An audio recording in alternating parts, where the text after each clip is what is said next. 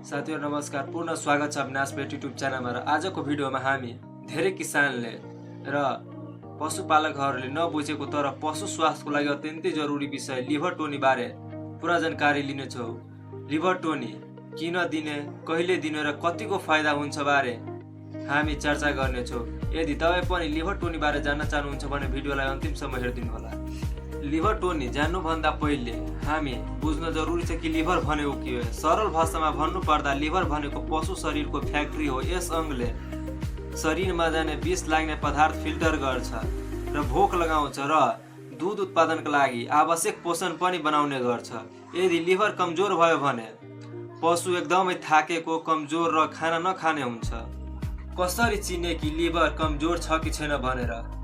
पशुले खाना खान छोड्छ या त कम खान्छ र यदि दूध दिने पशु छ भने दूध उत्पादन घट्दै जान्छ र यदि जति खाना खाए पनि, दाना दिए पनि शरीरमा असर देखिँदैन र यी सबै कलेजो कमजोर हुँदा देखिने समस्याहरू हुन्। र यी मध्ये 2 या 3 लक्षण देख्नुभयो भने लिभरमा समस्या छ भने बुझ्नुपर्छ। अब आउनुहोस् मुख्य कुरा, लिभर टोनिक किन दिनुपर्छ। पहिलो, पशुको शरीरबाट टक्सिन निकाल्नका लागि, पशुले खाएका घाँस दाना पानीमा भएका ब्याक्टेरिया विषालु पदार्थ निकाल्नका लागि।